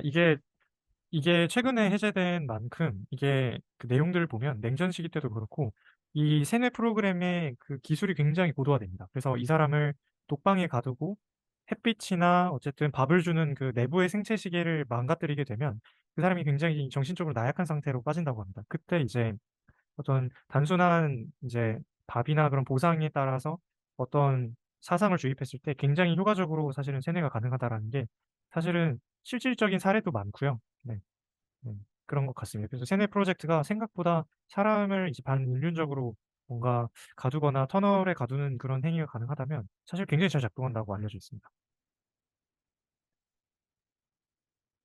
또 그래도 혹시 뭐 예측 더, 이론 네. 가지고 뭐 다 설명하기는 어렵지 않을까요? 최면이나 세뇌는 음, 또 다른 그죠. 이론으로 카테고리도 좀 다른 것 같기도 하고요. 설명을 해야 될 것 같은 느낌이 드는데 설마 다 설명이 될지는. 근데 이제 네네. 제가 얘기 좀 할게요. 우리가 이제 뭐 이 역사를 돌이켜 보면은 네. 뭐 우리 조선 시대 가까이는 조선 시대 아니면 뭐 원시 시대라든가 아니면 우리가 어떤 뭐 전쟁이 일어났을 때 뭐 독일에서 예를 들어 뭐그 어떤 히틀러라든가 출연했을 때 그 독일 사람들이 지지를 했다든가 그리고 뭐 그렇죠. 어떤 그 유대인들 막 학살하고 이런 거라 그때는 그 당시 사람들은 이제 다 정당하다 맞다.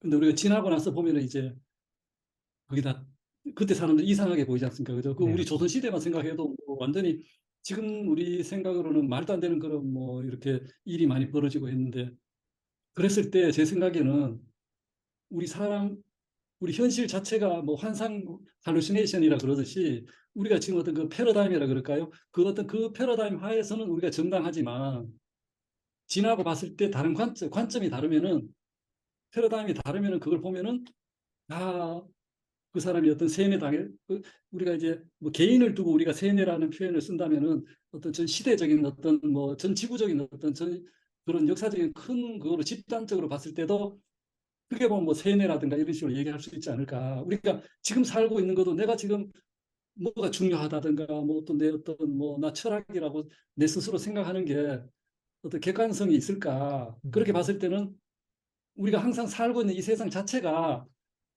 다 어떤 할루시네이션이고 어떻게 보면 최면 그 어떤 거대한 어떤 뭐 권위라든가 이런 데 시대적인 어떤 그거 뭐 여기서 최면당해 있고 세뇌 그런 속에서 살고 있지 않을까 저는 그런 생각을 합니다. 아닐세스 교수님의 그 주장과 굉장히 네, 일맥상통한 네, 주장을 해주셨던 것 같네요. 저도 네, 예. 지지하는 것 같습니다.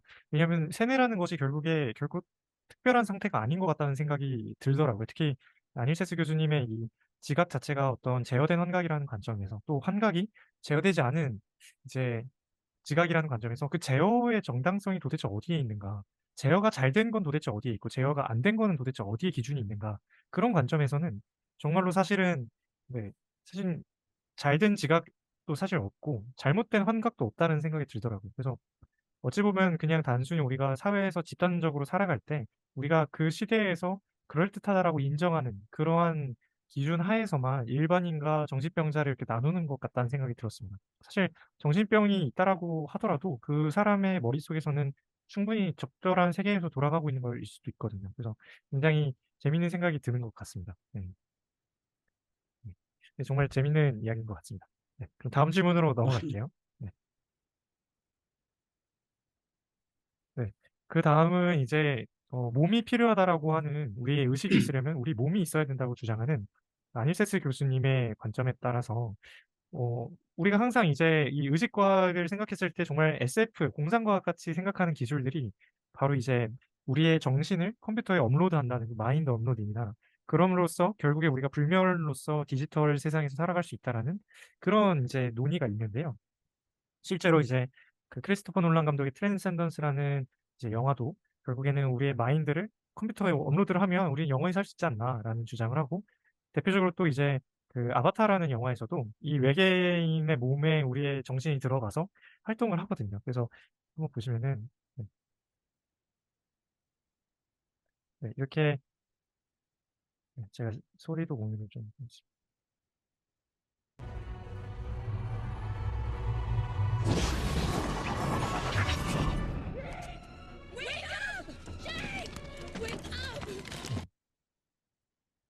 네, 이런 식으로 네, 지금 마인드 업로딩 혹은 마인드 트랜스퍼라는 기술인데 이런 것들을 이렇게 영화 속에서 보여주고 있습니다. 근데 이게 결국에는 제 생각은 이 질문에 대해서 그냥 이렇게 생각을 하거든요. 이게 왼쪽의 경우에는 이제 디지털 세상에 마음을 이제 업로드하게 되는데요.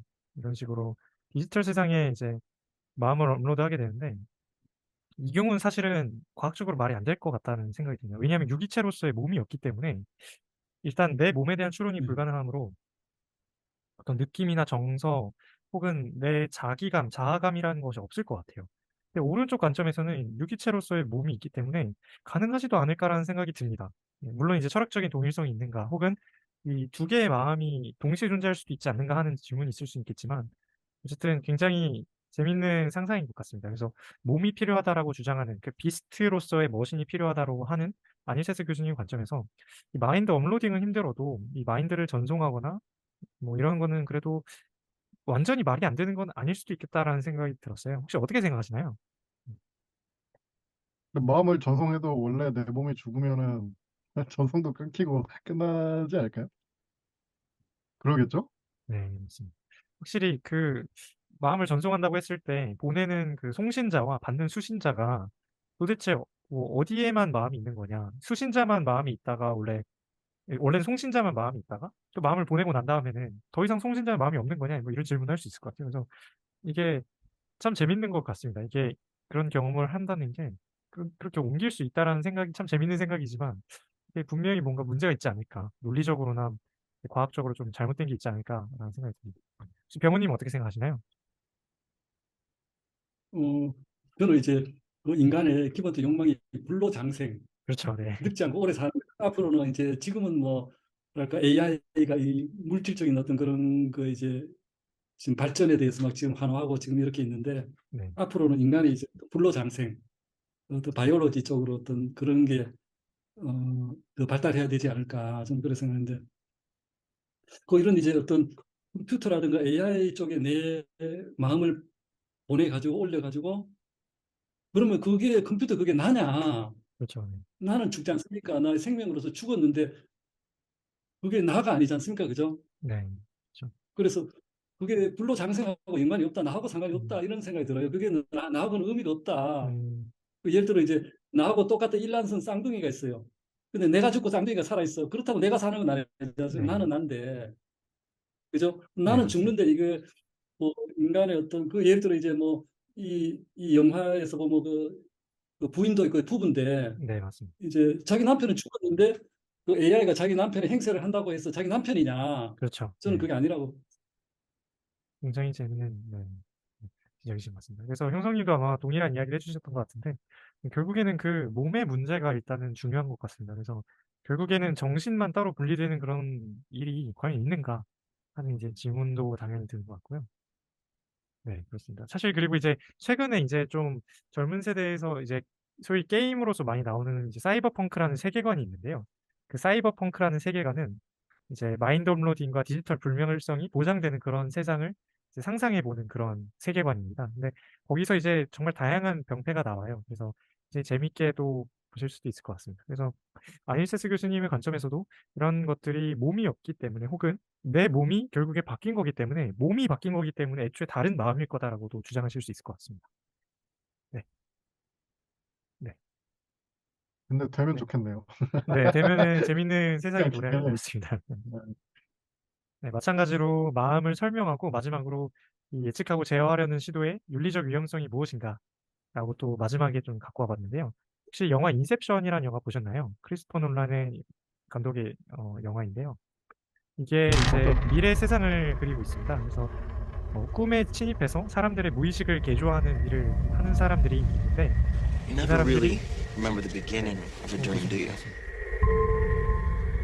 You always wind up right in the middle of what's going on.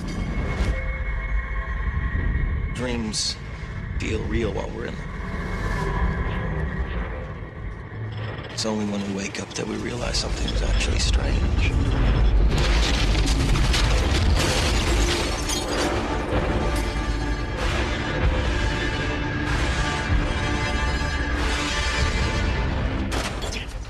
Mustn't be afraid to dream a little bigger, darling.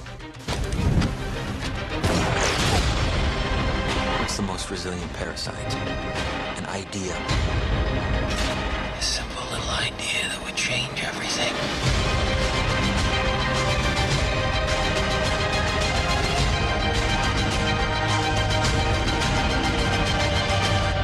Give him the kick! Come back to reality. I have it under control.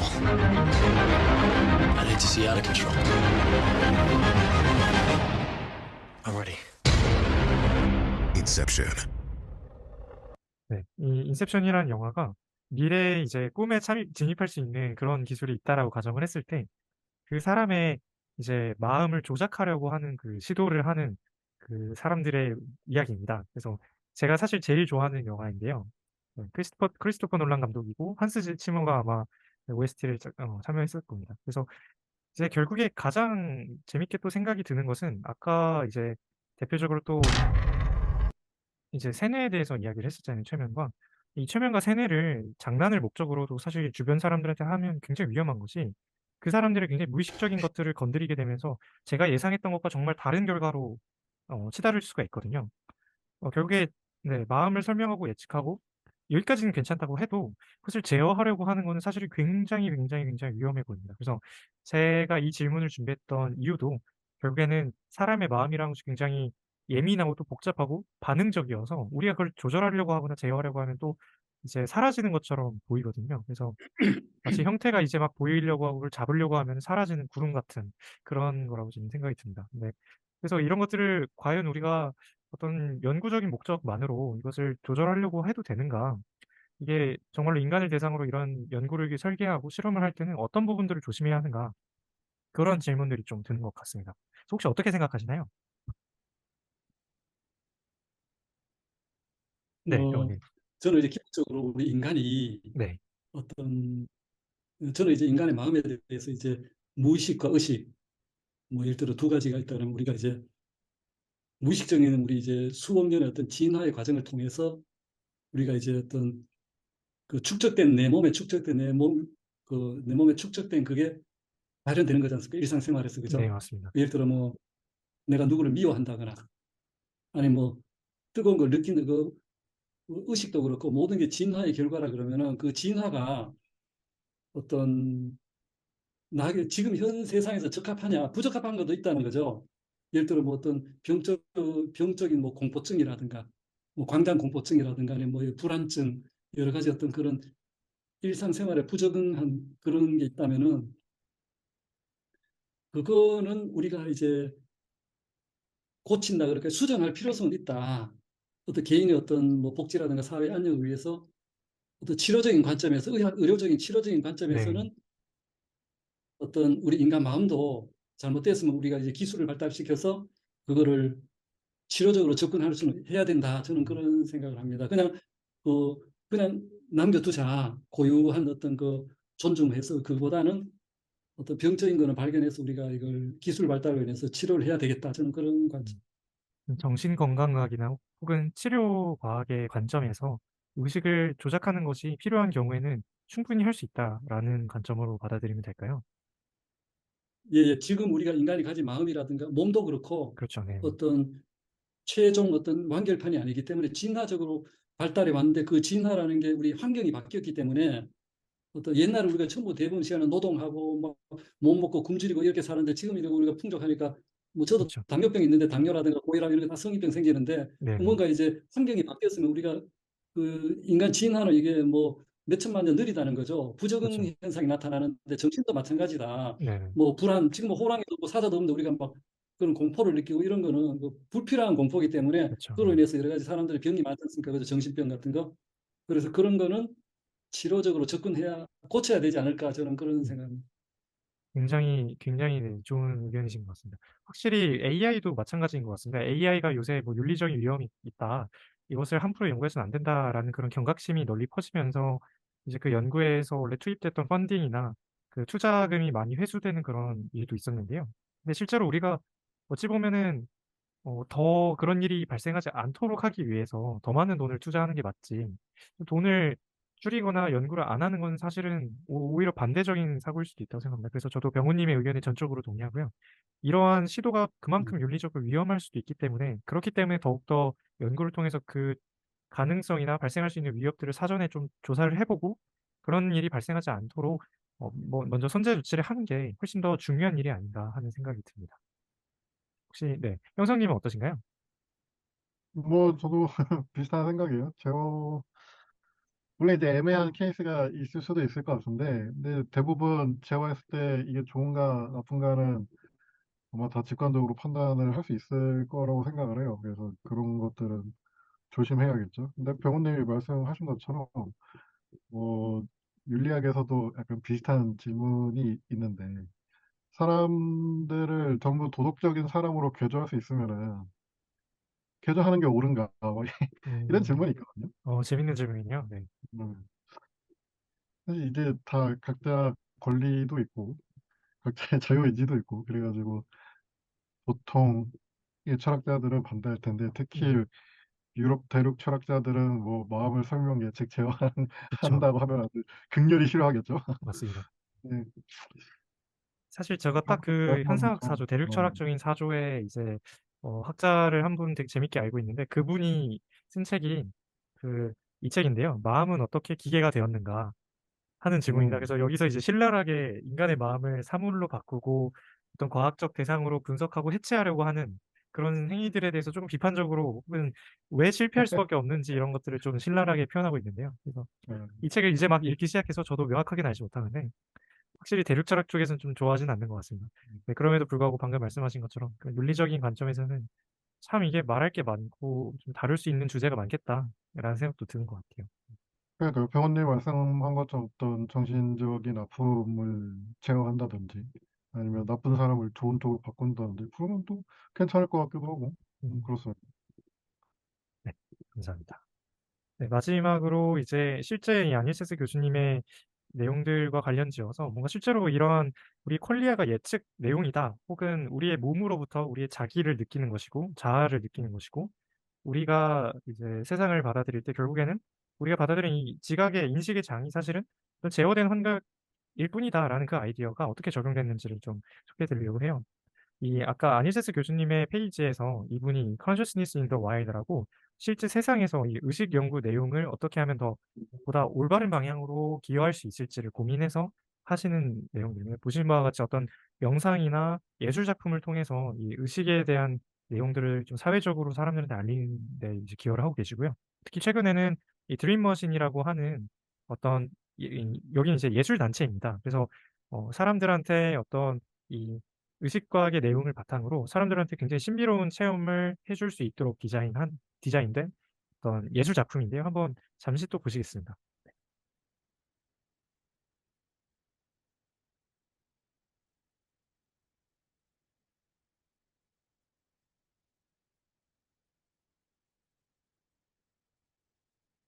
여기 자막이 없나 보네요. 그래서 잠시 보시면은 이 사람들이 실제 한 기자분께서 shape, circle 예술 shapes, 작품을 실제로 and then 경험을 하십니다. 그래서 사람들이 Where do 이렇게 colours exist? Do they exist in the 누워 world, in the mind, 있으면은 or not at all? 가운데에서 나오는 백색광과 그것의 이제 백색광들을 통해서 사람들이 색 경험을 한다거나 what 어떤 can visual 도형을 경험하게 hallucinations teach us 그래서 about 눈을 감고 how 단순히 백색광을 보는데 불구하고 이런 식으로 어떤 어떤 색감각을 and 느꼈더라 whites and 아니면은 뭐 어떤 exploring the phenomenon 도형을 of 경험했다더라 secret 하면서 이렇게 이야기합니다. 그래서 여기서 아닐세스 You also 교수님이 suggest that the 네, reason for the 이 phenomenon 예술 is that 작품의 원리에 대해서 the 설명하기 위해서 strobe 이렇게 light 등장을 is in 하셨는데요. training, 실제로 sort of 이런 imposing 예술 a beat 단체와 같이 on some of the 상호작용하면서 brain's 이분이 natural 만든 이론이 rhythms, especially 실제로 when your eyes are 내 closed. 의식을 So many people 제어하거나 have described it as a 색다른 sort of 경험을 하는데 resting 도움이 될 state 수 of the 있다라는 visual 걸 brain, 이렇게 and it's associated with 표현하고 relaxation. 계십니다. 노력하고 있으십니다. What do you think the dream machine can teach us about how our minds work 되게 and how 재밌죠. 그래서 우리나라에 이런 연구 혹은 이런 예술 작품을 만들려고 하는 예술가가 있는가 했을 때 없더라고요. 그래서 사실 제가 몇 년 전부터 이런 예술 작품을 만들고 싶어서 이제 굉장히 다양한 예술가 분들을 찾아뵙고 이런 이야기를 한 적이 있었습니다. 특히 우리나라에서는 강희연 작가님이라고 이제 예술계에서 가장 유명한 학교가 영국 왕립예술학교 RCA라는 곳인데요. 네, 강희연 작가님이라고 이제 그 사실 우리나라에서 가장 유명한 그 대형 설치 미술 하시는 분이랑 같이 이런 얘기를 좀 나눈 적이 있어요. 근데 확실히 이런 부분에 대해서는 아직 대부분의 예술가가 아직 인지 못하는 부분들이 있고 이런 기술들이 보시는 바와 같이 이런 영국의 특수한 이 과학자들과 예술가들이 함께하는 그런 연구 단체에서만 이제 좀 진행되고 있는 것 같습니다. 굉장히 흥미로웠습니다. 그래서 앞으로 예술의 부분에서도 이런 내용들이 충분히 접목될 수 있지 않을까 하는 기대를 품게 되었습니다. 우리가 이제 단순히 보거나 듣는 게 아니라 눈을 감고도 콘텐츠를 경험할 수 있다는 것이죠. 마찬가지로 이제 테라피, 치료요법적인 관점에서도 김주환 교수님이라고 방금 내면 소통이라는 책을 쓰신 분인데요. 회복 탄력성이라는 책을 또 쓰셨는데 정확히 아까 병우님께서 이야기하셨던 부분들이 적용되는 것 같습니다.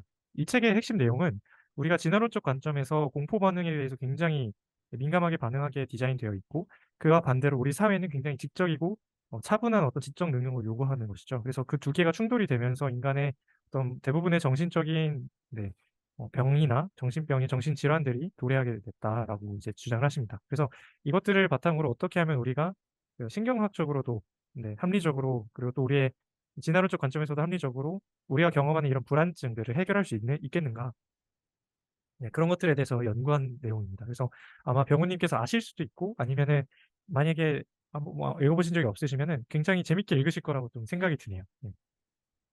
예, 읽어본 적은 없습니다. 네, 아마 정말 저도. 강추드립니다. 제가 그 의식 이론에 대해서 정말 관심을 오랫동안 갖고 왔었지만 이 교수님의 책만큼 그 의식 이론들을 좀 총망라하면서 철학적인 관점과 또 신경과학적인 관점을 다 쓴 책을 본 적이 없어요. 처음에는 이 내면 소통이라는 책이 굉장히 단순하게 되어 있고 의식과는 사실 큰 관련성이 없어서 제가 추천받았을 때는 조금 의심도 있었는데요.